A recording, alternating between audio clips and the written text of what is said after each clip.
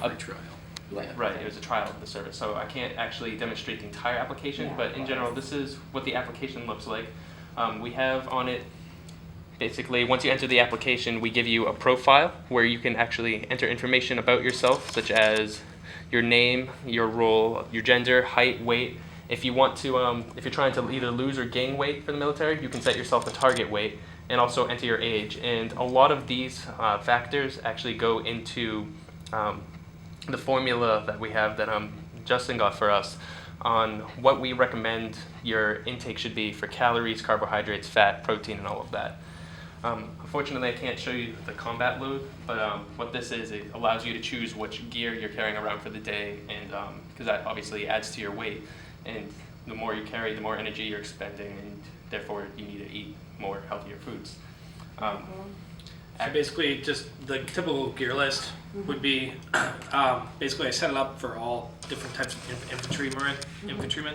So basically like a mortarman, there was gear on there for a machine gunner, gear on there for your basic rifleman, assaultmen, things like that. And they're all going to carry different weapon systems and things. I signed up, and then they told, and then like a few days later I got an email from Fred Martin saying, hey, you know, I got this other team.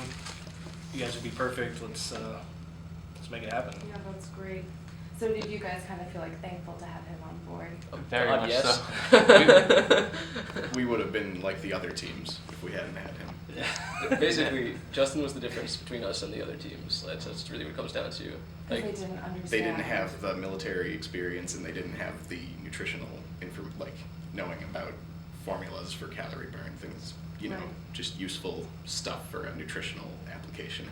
And I think you told me from your experience in the field, it's like very easy to get distracted and not keep on task, track of what you're eating. Not necessarily distracted. You know, when you're in a combat situation where you can pretty much be dead, you know, at any point, you don't care about any of that stuff. You don't. Yeah, I didn't care about my health. Hell no. I was smoking 3 packs of cigarettes, just waiting waiting to die, you know. And that's just kind of how it goes, you know. You don't care out in the field. So, you know, take what I can get. But you think that maybe you could use this, you could see people in the future applying it to their military? Absolutely. Are there other Absolutely. things you'd like to So finish? there were a couple things we didn't get around to finishing.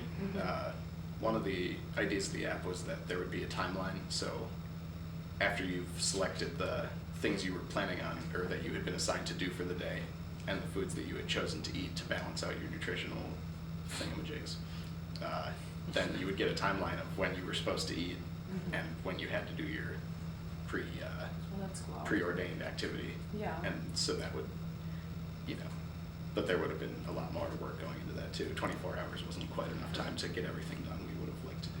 So you were working nonstop for 24 hours. These guys actually were the only team. We were the only team who actually coded the entire way through the competition. Didn't sleep a wink. They didn't sleep. God. Did you sleep? I slept like 2 hours in the backseat of my car in the parking garage, but no, these guys were crazy. They worked super hard. And I forget, did you say it was in Cambridge where you did this? It Like, was. it's June, right?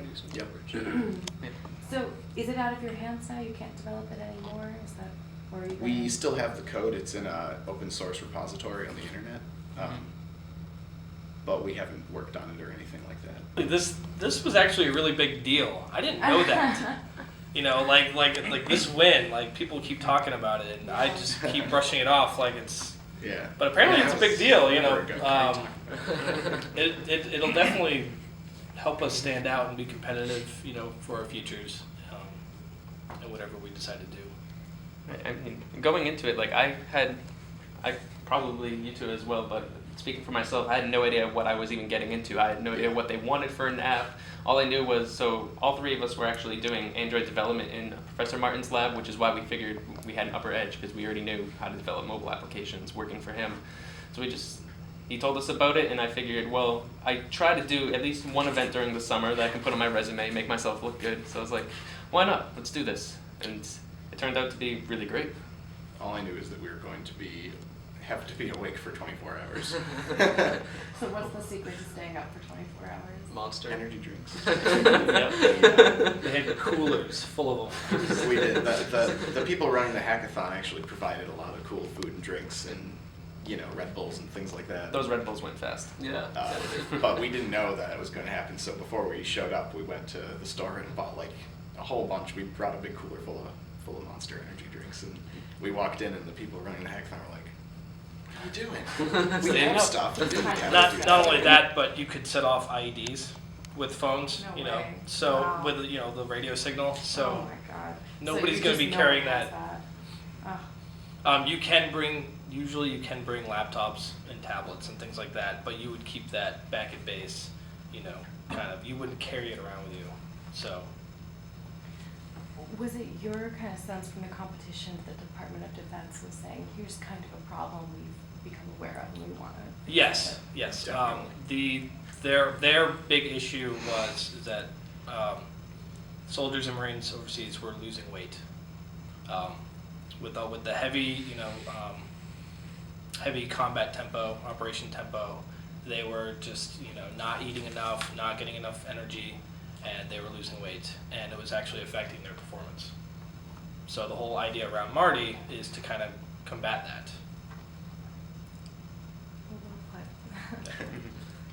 I develop apps sort of as a hobby, so I have developed some since MARTEE. It's just Like what?